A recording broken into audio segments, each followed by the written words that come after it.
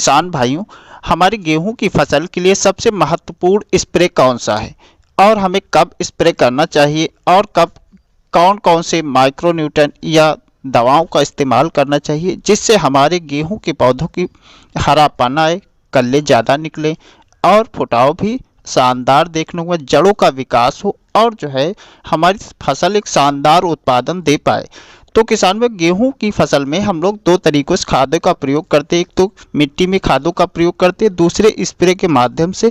तो आज हम लोग इस वीडियो के माध्यम से जानेंगे कि हमें सबसे विश्वसनीय यानी अच्छा स्प्रे कब लगाएं और कौन कौन सी पोषक तत्वों का डालें। किसान में जानकारी शुरू करने से पहले एक छोटी सी रिक्वेस्ट है, जो किसान साथी चैनल पर नए हैं वो चैनल को सब्सक्राइब कर ले और पास वाली घंटी को अवश्य दबा दें ताकि आने वाली जानकारी आप तक सबसे पहले पहुंचती रहे।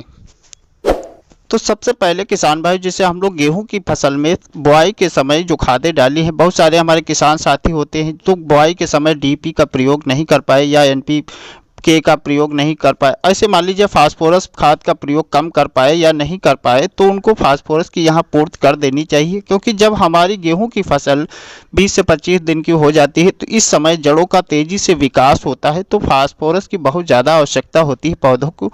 तो यदि कम डाल पाए तो सबसे पहले तो है पौधों को फास्फोरस दे देना चाहिए, जैसे डीएपी, पोटास, यूरिया, इनका जो है आप स्प्रे के माध्यम से दे सकते हैं किसान भाइयों।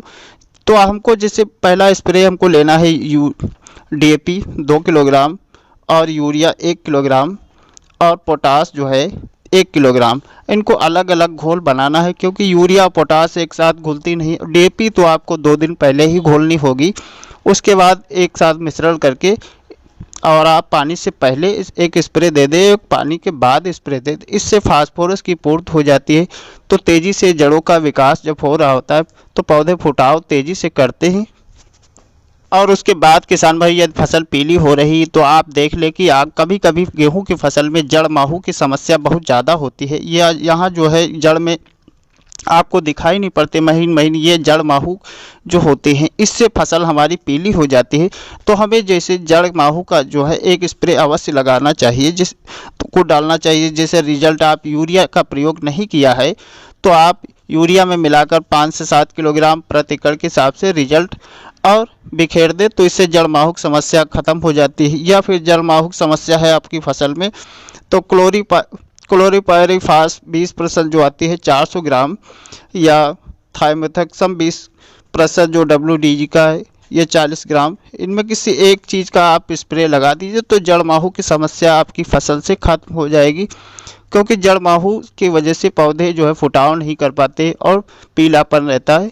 तो किसान भाई इस तरीके से आप जड़ माहू का देख क्यों करें। उसके बाद हमें कुछ माइक्रोन्यूट्रिएंट की पौधों को बहुत ज़्यादा आवश्यकता होती है, क्योंकि इस समय पौधों को तेज़ी से ग्रोथ हो रहा होता है, जड़ों का विकास हो रहा था। जब हमारी फसल 20 से 35 दिन के बीच में होती है तो उस समय बहुत ज़्यादा पोषक तत्वों की आवश्यकता होती है। तो कुछ माइक्रोन्यूट्रिएंट का यदि हम प्रयोग कर देते हैं तो हमारी फसल एक बहुत शानदार फुटाव करती है और बढ़वार करती, हरी रहती है। तो पहले पानी पर आप ये स्प्रे लगा दें। नोट कर लीजिए, यूरिया हमको लेना है 2 kilogram, magnesium sulphate 1 kilogram, zinc 12% वाला आप 100 से 120 ग्राम और मैग्नीशियम सल्फेट 250 ग्राम और फेरस सल्फेट 500 ग्राम, इनका सबका जो है मिश्रण करके आप अपनी फसल में एक स्प्रे लगा दें। आपकी फसल बहुत शानदार ग्रोथ करेगी, फुटाव भी अच्छे आएंगे, फसल हरी होगी, पीलापन तुरंत भाग जाएगा। तो किसान भाई इस तरीके से आप पहले पानी के बाद आप स्प्रे पहला करते हैं तो एक फसल जो है आपकी शानदार उत्पादन निकाल सकती है।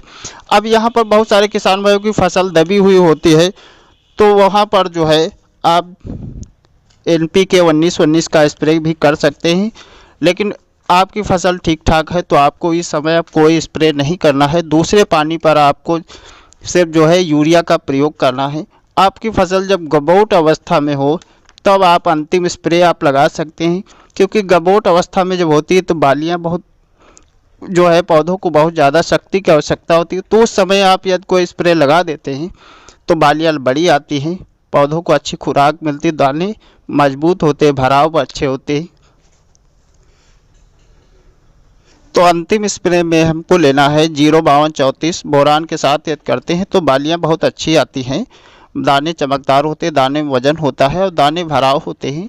तो हम 05234 1 से 1.5 किलोग्राम, बोरान 100 ग्राम और जिंक 12% वाला 100 ग्राम आप लेकर स्प्रे कर देना है। किसान भाई, इस तरीके से आप यदि आप अपनी खेत में स्प्रे के माध्यम से खादों का प्रयोग करेंगे तो आपकी गेहूं की फसल एक शानदार उत्पादन निकाल पाएगी। किसान भाई, यह जानकारी अच्छी लगी है तो चैनल को सब्सक्राइब कर लीजिए और पास वाली घंटी को अवश्य दबा दीजिए ताकि खेती बाड़ी संबंधित सभी जानकारी आप तक सबसे पहले पहुंचती रहे। धन्यवाद। जय जवान।